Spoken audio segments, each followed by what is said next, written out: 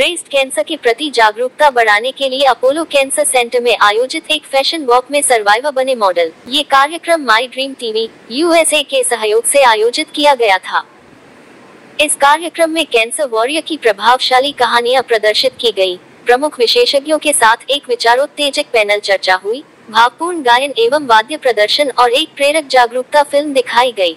नई दिल्ली, 4 अक्टूबर 2024 Apollo cancer centre ने my dream TV USA के सहयोग से एक प्रेरणादायक और जीवंत फैशन वॉक का आयोजन किया, जो स्तन कैंसर के खिलाफ लड़ाई में आशा जगाने और हिम्मत न हारने के महत्व को रेखांकित करता है। ये कार्यक्रम स्तन कैंसर के प्रति जागरूकता की एक पहल के रूप में इंद्रप्रस्थ अपोलो अस्पताल, नई दिल्ली में आयोजित किया गया, जिसका उद्देश्य कैंसर सर्वाइवर, अधिवक्ताओं और समर्थकों को एक साथ लाना था, जिन्होंने बड़े ही जज्बे के साथ इस कार्यक्रम में वॉक करके इसकी शोभा बढ़ाई। ये कार्यक्रम स्तन कैंसर सर्वाइवर के लिए शीघ्र निदान और उन्हें एक सहायक वातावरण प्रदान करने की साझा प्रतिबद्धता से प्रेरित था।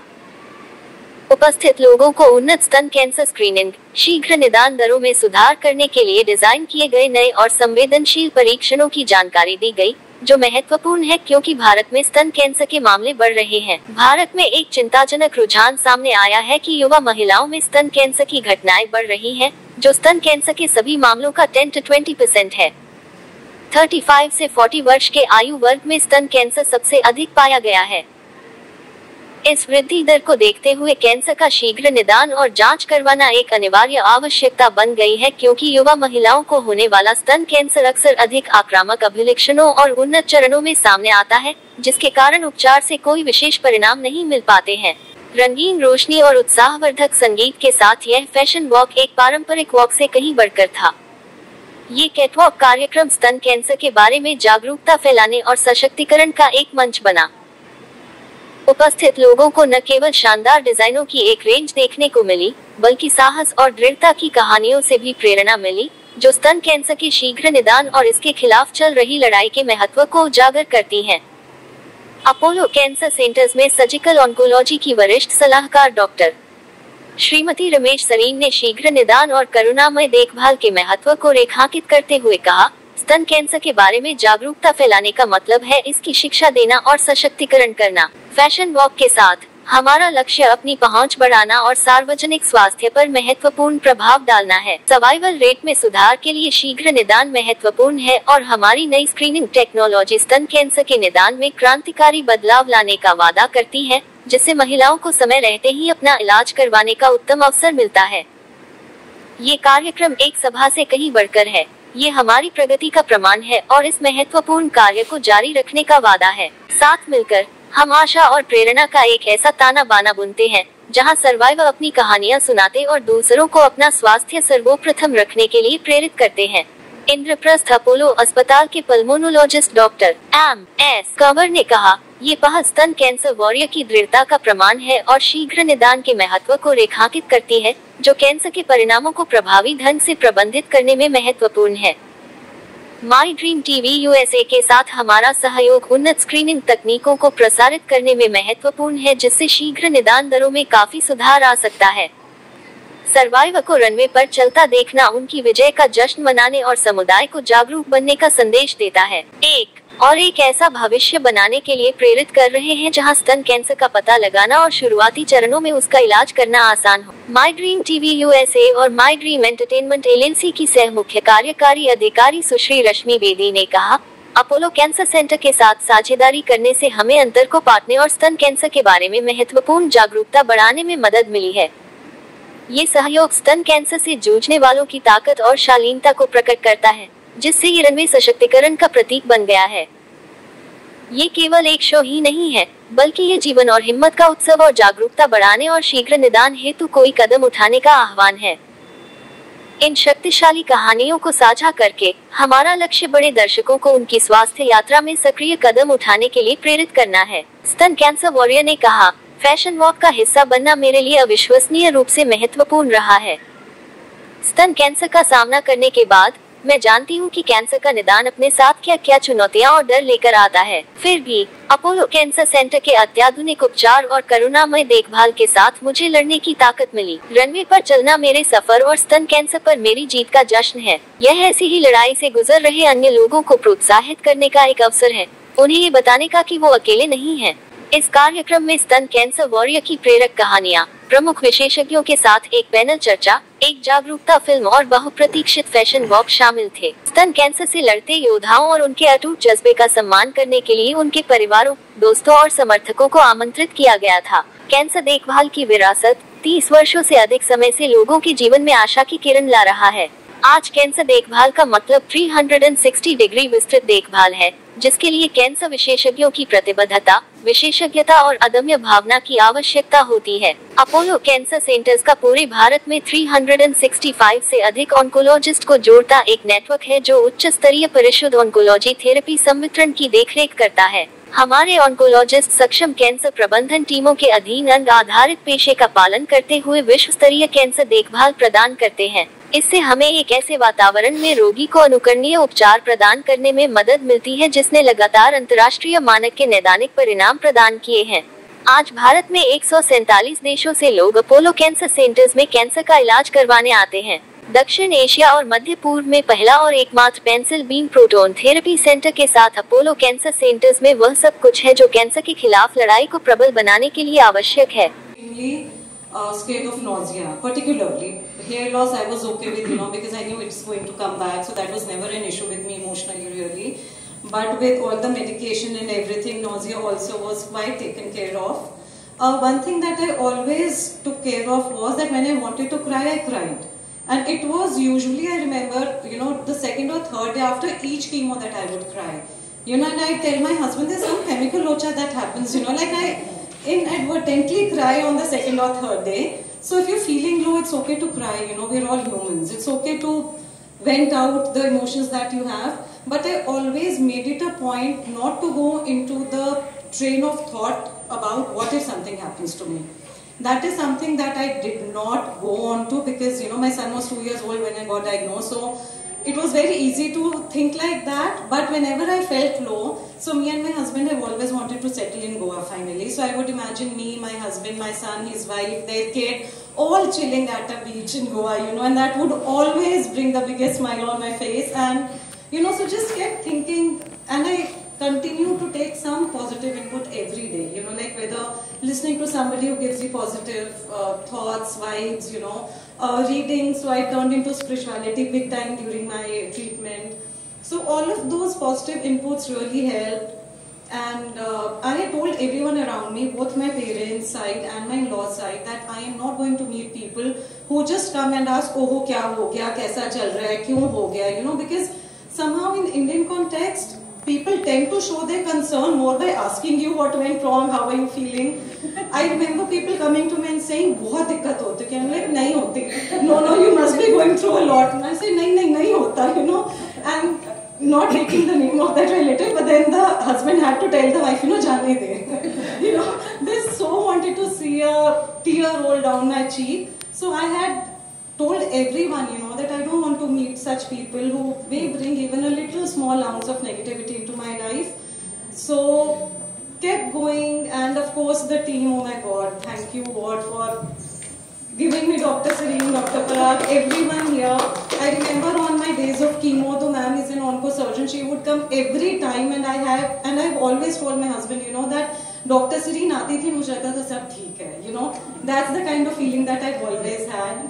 I was once admitted for blood transfusion, bilkul towards the last leg of the treatment. I'm minor thalassaemic, and sometime around 4 or 5 in the morning, I was watching the Proposal movie while in the hospital. Dr. Parag came very early on. We sat there, watched the movie together for some time. So there are some such pleasant memories of all the support that I've gotten here. So thank you so much. I always tell one story to my patients कि India में हमेशा ऐसा होता है, जैसे foreign में तो get well soon होता है, इंडिया में हमेशा आपके रिलेटिव के पास कोई रिलेटिव होता है जैसे आपकी बीमारी हुई होती है और हमेशा वो मर गया होता है. तो please don't listen to them, this is always happening. आपको मलेरिया होगा, अरे मलेरिया पक्का दिखा लो, मेरी मौसी के बच्चे को पता है. So please don't listen to anyone except your doctors. We can take some questions from the audience if anyone wants to ask. We are running very late. Yeah. We have a fashion walk and we have very few audience who appreciate and we have a very, very soulful music. I think we Let's start. Yeah. Thank you. So thank you everyone. It was really nice. Thank you for your support. And let's get ready for the fashion walk from our breast cancer survivors and giving us hope that live your life to the fullest. Thank you so much everyone. Thank you.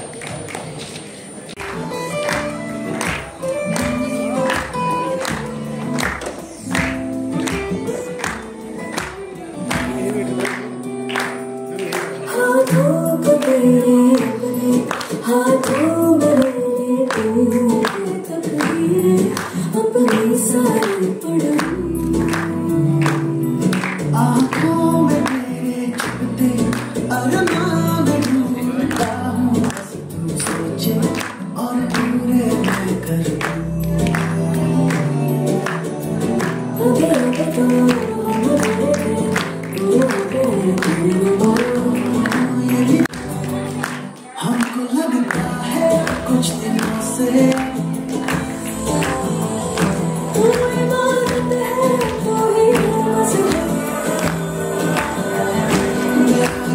कैसे क्यों कहा मेहरबान हुआ मेहरबान हुआ मेहरबान हुआ